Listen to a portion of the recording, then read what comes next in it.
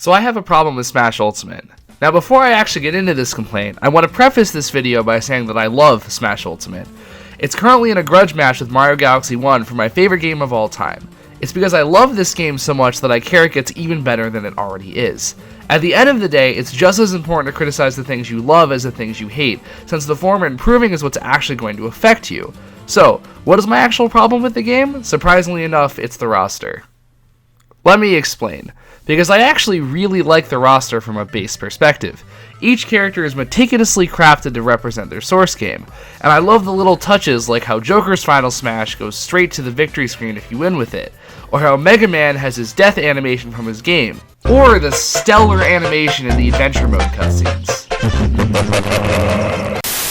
My problem with the roster comes when I actually start playing the characters. This game has an insane roster of 80 fighters, but to me, it never really feels that way. Smash, from its inception, has relied on a directional input system, where pressing the A button with a direction results in an attack in said direction, whereas the press of the B button and a direction activates a special move. We'll get to those later, but I want to start with the A moves, or as many fighting games refer to them, normals. My issue with normals in Smash is, well, every character has really similar normals. Forward air is almost always a slash or a punch in front of the character, whereas the neutral air always surrounds the character with a 360-degree hitbox. While there are some unique exceptions such as Mega Man or Simon, many characters' normals serve the exact same purpose and, aside from differences such as hitbox size and damage, make some of the characters in the game feel a bit samey. This is compounded by the fact that many characters reuse animations from others, a problem which is at its worst with the neutral air, of which several characters share what is essentially the exact same move. Now, this by itself isn't really a problem, as practically every fighting game has similar normals for each character. What other games like Street Fighter do, however, is give each character an extensive list of unique special moves to make them stand out among their peers. Smash characters only have 4 of these, which isn't necessarily an issue, but many of these moves are either directly repeated throughout the roster, or are subtly changed, and this extends beyond clone characters.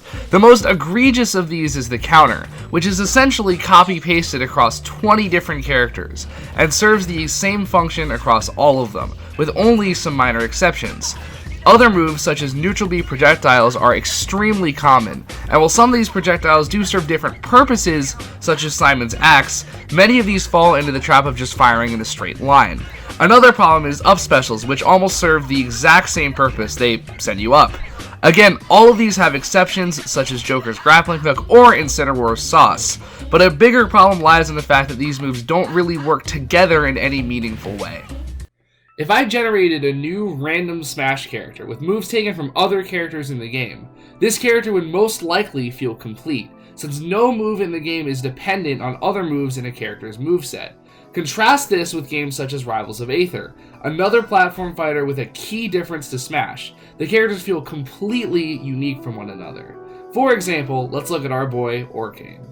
Orcane's neutral special is a projectile that spawns a puddle, but the function of almost every other one of his moves relies on or can utilize this puddle in some way. His up special, instead of just moving him upwards, teleports him to the puddle, doing damage to anyone standing on it in the process, while his down special turns the puddle into a wall of bubbles.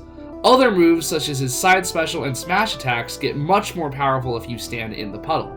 This, combined with some of his unique normals, such as a fair which blows bubbles and sends him backwards, makes him a fundamentally unique character to play, with options no other character has. But this isn't main bias, practically every character in Rivals is just as unique to play.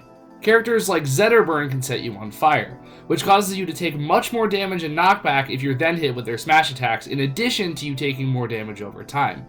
Again, giving the player a unique experience from every other character. Eliana doesn't have traditional jumps, instead utilizing a hover meter, while Shovel Knight can access Chester and buy stuff from the shop.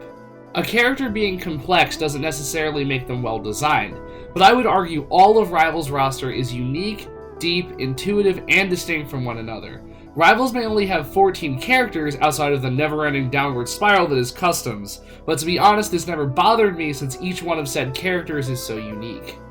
The thing is, we know that Nintendo is capable of designing characters like this, because they already have. Just take one look at everyone's favorite top tier, Olimar. Granted, Olimar is annoying as hell to fight, but from a game design perspective, he's exactly what I'm looking for in a Smash character. His unique mechanic of plucking Pikmin in a set order that affect nearly all of his moves and have their own unique attributes is genius, as well as a great representation of his home series where you, well, do the exact same thing on a bigger scale. This mechanic of keeping track of an army is so central to his character that playing him is entirely different from everyone else on the roster. And Logic definitely an expert at that. Tito was talking about it earlier, how many, how much he has to really think about where his Pikmin are and how he wants them and when to pull them and, what situations are best for which one. Quite a lot that's going into what Logic is doing right now. Requiring constant micromanagement to play at the highest level that no other character has. Olimar completely goes against my complaints about the roster, and is one of the few characters you couldn't just take a random move from and graft onto another character. Did you notice his neutral special is the only one that they had to tweak for Kirby's copy ability? This is because he's one of the only characters in the game that is wholly unique, and has a moveset that builds on itself to create a distinct experience. I want to be clear that Olimar is not the only character with really unique attributes in Smash. Characters like Joker and Lucario do a pretty good job of standing out as well, but the unique attributes like Persona and Aura don't change the fact that their movesets are fairly generic, and don't really do much other than power them up. I also want to address that I can honestly understand why the game was designed this way.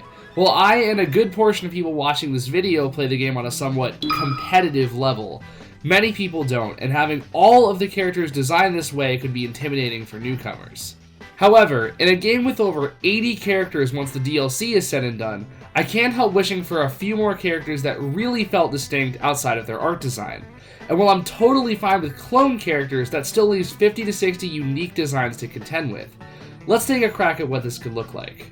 What if they reworked Mario with Cappy integrated into his moveset? They could basically carry over most of his platforming moveset from Odyssey, as well as make him do damage by footstooling, just like his home series. This would not only distance him from the rest of the roster, but greatly heighten the skill ceiling while still keeping him relatively simple for new players, who'd rather ignore the advanced movement mechanics, not unlike Odyssey itself, actually. Maybe another video, sorry.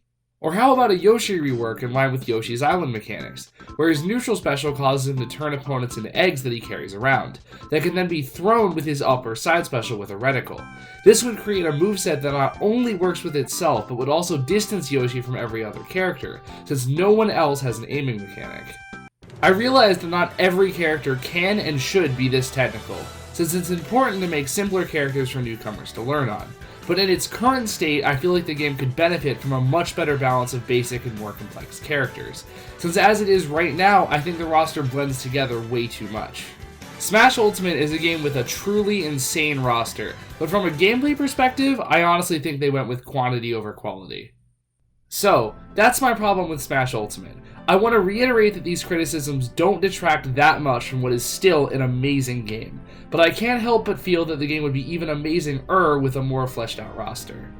I do want to say that the recent DLC has been going in the right direction, as both Hero and Terry come with unique mechanics that are able to affect their entire movesets, although Banjo ended up falling into a lot of the issues I outlined in this video. This is definitely something worth discussing, so please feel free to let me know how much you despise or adore my opinion in the comments below on one of my live streams over on Twitch or in my Discord server.